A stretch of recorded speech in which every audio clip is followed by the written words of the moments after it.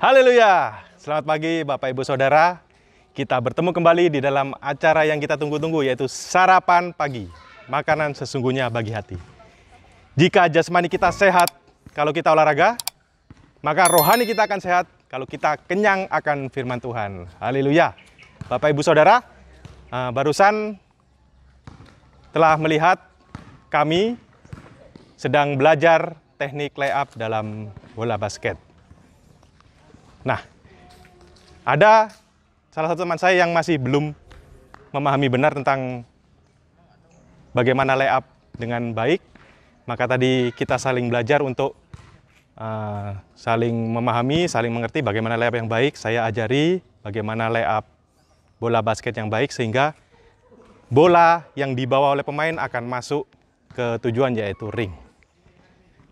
Nah, Bapak Ibu Saudara, sama juga dengan kita, bahwa kita harus patuh dan mengikuti arahan dari siapa kalau tidak salah lagi, dan harus mengikuti arahan dari Tuhan kita Yesus Kristus.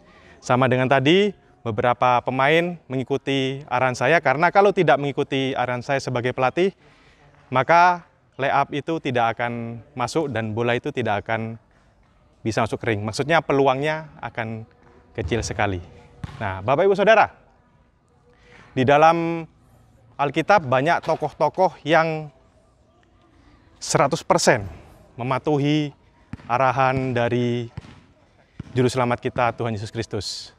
Contohnya, Abraham, Bapa segala bangsa.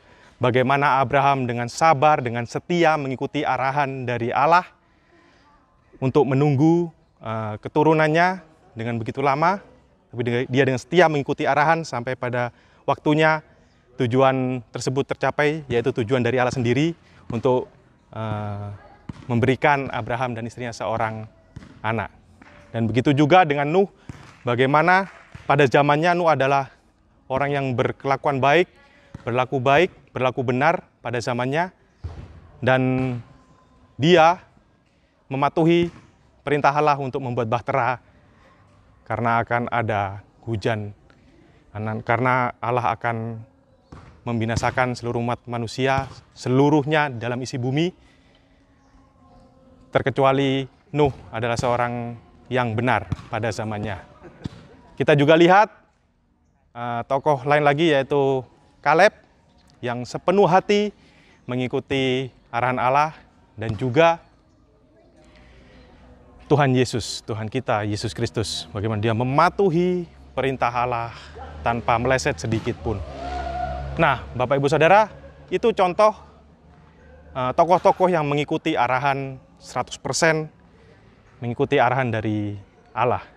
Ada juga seorang nabi yang tidak mengikuti Allah, maksudnya dia juga menolak perintah Allah. Mari kita baca di Yunus pasal 1, ayat yang kedua. Saya bacakan buat Bapak Ibu Saudara. Bangunlah, pergilah ke Niniwe, kota yang besar itu, berserulah terhadap mereka karena kejahatannya telah sampai kepadaku. Tetapi Yunus bersiap untuk melarikan diri ke Tarsis jauh dari hadapan Tuhan. Ia pergi ke Yafo dan mendapat di sana sebuah kapal yang akan berangkat ke Tarsis. Ia membayar biaya perjalanannya, lalu naik kapal itu untuk berlayar bersama-sama dengan mereka ke Tarsis jauh dari hadapan Tuhan. Ya, Bapak Ibu Saudara, Yunus menolak untuk menaati perintah Allah. Bagi Yunus sendiri, orang Niniwe tidak pantas atau layak menerima kasih karunia Allah, melainkan murka Allah. Itu menurut pemikiran, menurut kehendak dari Yunus sendiri, tapi bukan dari kehendak Allah. Nah, itulah sebabnya Yunus melarikan diri dari Allah.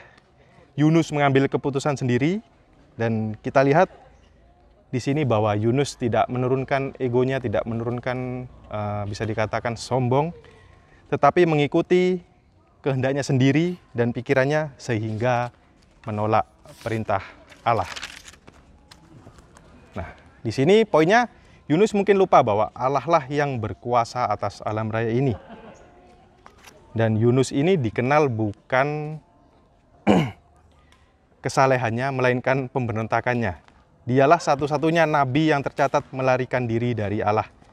Nah, kita harus belajar dari kisah Yunus bahwa penting bagi kita untuk mengikuti dan mematuhi perintah Allah dengan bahwa Dialah yang utama di dalam hidup kita. Karena Tuhan Yesus sudah berbicara sendiri lewat firman Tuhan di dalam Alkitab yang sudah sering kita dengar, ayat yang sudah sering kita dengar, yaitu di Yeremia 29 ayat 11.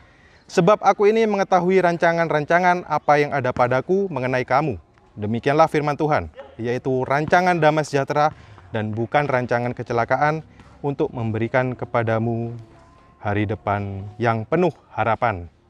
Tuhan Yesus sudah memberikan, sudah menginformasikan kepada kita tentang janji keselamatannya, tentang janji-janjinya. Kita akan diberi masa depan yang penuh harapan jika kita mengikuti arahannya. Jadi seperti kita main basket, ikuti arahan pelatih, dan pelatih kita adalah Tuhan Yesus yang sudah menyiapkan masa depan yang penuh harapan dan damai sejahtera. Haleluya. Sekian sarapan rohani pada pagi hari ini, kiranya memberkati Bapak Ibu Saudara sekalian. Terima kasih, Tuhan Yesus memberkati.